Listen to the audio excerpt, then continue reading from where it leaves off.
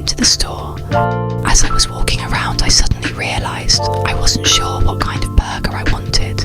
Of course, the classic beef burger crossed my mind, but I also knew I wanted something a little fancier. If you stick around till the end, you will have an amazing surprise. These Wagyu patties look so tasty.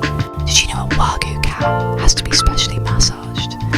They employ divorced women to do this, mainly because they are sad and lonely, but mainly because it's the only opportunity to touch meat now.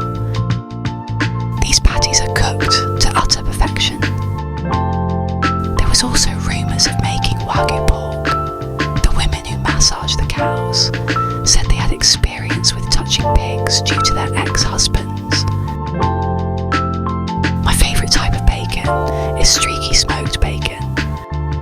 I guess everyone has their preference in how to cook bacon. I place mine in a hot dry pan and let the natural bacon grease be the oil to fry it. I've never understood people that grill theirs. I understand even less those who microwave it. I mean, that's a trademark of a psychopath, right? I actually cooked double the amount shown here. I ate it while I texted my boss that I couldn't go to work due to needing to cook this epic burger. Of course, I didn't tell my boss I was cooking a burger. I told him I needed to attend jury service. I've heard if you say that, they legally can't ask you anymore. Since then, I regularly tell him that I helped get a high-profile mafia member off of a serious crime. When he asks questions, I remind him that A, it's illegal for him to ask me, and B, the mafia are now watching me. It's quite amusing to pretend my phone is ringing and answer saying, "Sorry, I won't say anymore." As I hang up, I give my boss the nod, and he clearly is worried. Sometimes I wonder just how far I can take the lie. There's some locals who hang around our workplace. They are, let's say, not your typical upstanding citizens. The type of people who would gladly kidnap someone and put the scares on them for 15. Not that that's what I'm thinking to do at all to my boss. Just, maybe get them to follow him a little. Maybe get him paranoid. Then after a few days of them following him, get them to just stop him. Look at him firmly, as say give her Employee of the Month. I've worked at this company for 16 years now. There's 3 employees in total. There's me, old Betty, whose crippling arthritis has kept her off sick for the past 8 months, and Oscar, who, quite frankly, should win an Oscar in incompetence. If you are of any age, you'll remember a great show called The Young Ones. Oscar is like Neil. Enough said. Gosh, look at that. Totally distracting myself from telling you how I got to making this most epic burger.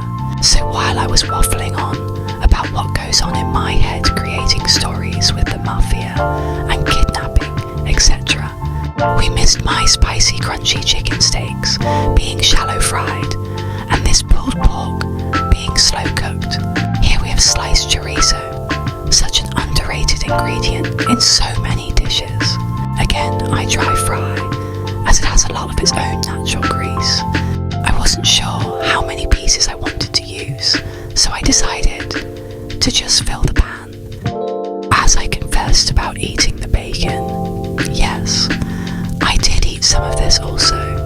Do you ever wonder if mac and cheese is short for macaroni cheese, and mac also short for macaroni cheese? Now can someone tell me what tastes better than fresh, homemade mac and cheese? It's not even difficult to make. With a few simple ingredients, you can create a family favourite. I do this controversial thing where I add this to my roast dinners. You can make this adaptable to different meals by adding different spices. Adding Cajun spice, for example, and having it with some ground beef. I remember I had a vegan phase, and there are just some things that you truly miss. Bacon, lamb, and mac and cheese was on that list. There's this great event that happens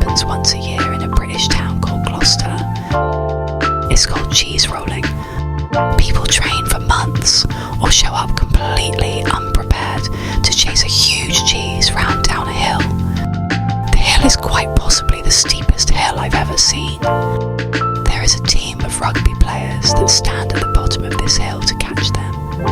Many people have broken bones and really hurt themselves chasing this cheese. I love cheese, I really do. There's a few things that just make most things taste better. Cheese is one of those things. I'm not sure I love cheese enough to chase it down a hill and potentially break some bones though. I would, however, like to attend this event and the utter carnage it looks to be. Maybe I could get my boss to take us as a team. I could sign him up and say if he doesn't chase the cheese old Betty, he will have to take his place. Would be a test on how nice he is, although his niceness has been proven with the choice of biscuits on offer in the tea room. I mean, seriously, who thinks it's acceptable to have Garibaldi biscuits and not bourbons? Please, also do not get me started on the choice of milk. UHT, who does that? By the way, he thought it was vegan and has now left it as he thinks it makes him look like he cares. But anyway, back to our rich and creamy mac and cheese. You literally just need to melt some butter. Add some salt, pepper, garlic granules, or whatever flavours you like. Sprinkle in some flour till it forms a nice firm but still soft consistency. Cook the flour for a little, otherwise it will taste of flour.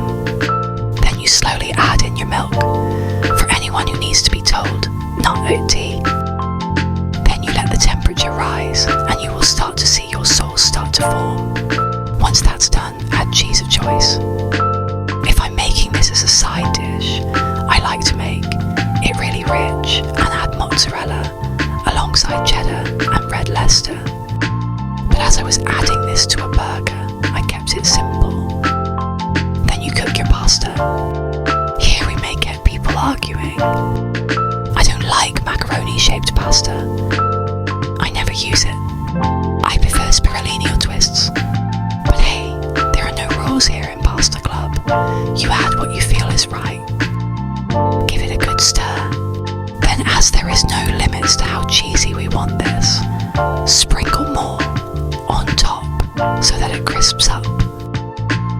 It's actually crazy how the shape of the pasta absolutely determines the taste of it. You cannot tell me that linguine tastes the same as tagliatelle. I've had people say they can't tell the difference, but I think they are just being awkward. The same people who probably pronounce tuna as tuna.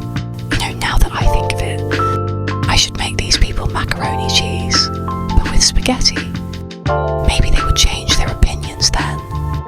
If I have a spag bowl, it has to be linguine, otherwise I can't eat it. I find it so offensive when people try and give you penne or twists. Everyone knows bolognese is a dish you need to slurp. Right, let's be serious now. Like I said, I wanted to make a burger. I couldn't really decide what kind of burger I wanted. And let's face it, I'm a little greedy, so I didn't want to pick one or the other. I guess that brings you to the very short story of how I ended up overweight. Choices were difficult, so I always just had both. But Yelp Burgers, this absolute bad boy of a burger, was in my mind. Cheeseburger, nope. Chicken burger, nope. Pulled pork burger, nope again. Sometimes we just need to follow our hearts. It was in that moment I sent the text to my boss and made the decision. Today I was going to build the burger of all burgers. As I walked around Tesco, I didn't let my mind override my heart. If my heart was saying this belongs in a burger, I picked it up. Also, Tesco feel free to send us some free stuff for the mention, cost of living crisis and all of that. So, as the basket began to become heavy and I knew my rent was due, I stopped adding things to the basket and headed for the till. I chose self-service so that I could scan the Wagyu through his carrots. Don't judge me, like I mentioned before, 'cause he lives in it. security guard looking right at me, apparently choosing to shop in a bubblegum pink, skin-tight playsuit draws attention. Next time I'm going in a smart suit, they'll never suspect a thing. As I was assembling this insane dream of all dreams come true burger, I had a realization. Before starting this, I worried it would be difficult balancing everything perfectly. So instead of seeing each ingredient as a piece of food that needed balancing, I chose to view each piece of food as one of my personalities, and suddenly it became blooming easy. I've managed to balance them perfectly for years. It was in that moment I thought, this is too easy. I actually need a challenge. So I said to myself, not only does this need to be the most epic burger ever, it's got to be at least 6 inches and perfectly level. Now here's why that was a challenge. Not sure if you can tell by my voice, but I am female. As women, we are profusely lied to about what 6 inches actually looks like. So when I started, I thought I was done after 1 beef patty and a chicken steak. Wrong. Apparently, 6 inches isn't as common a measurement as some would like to assume. So I went back to the drawing board and started stacking more ingredients. Beef patty, chicken steak, crispy bacon, chorizo, BBQ pulled pork, chicken patty, macaroni cheese, all in a soft, sweet brioche bun. And after all of that, can you guess how many inches this was? Whoever guesses correctly can help me build my next epic burger.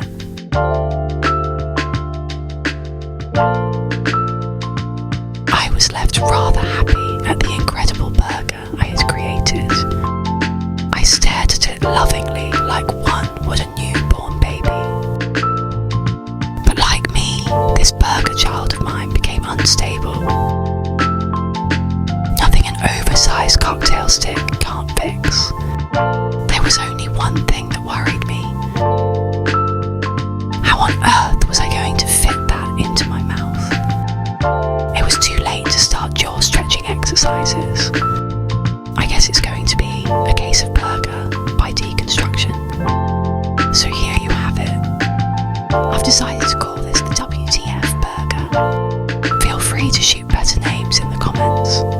I hope you've enjoyed this. And don't forget, if you see my boss, don't let him know I lied about jury service. Drum roll please. 8 inches of burger perfection and completely level. Thanks for watching. Please like, comment and subscribe.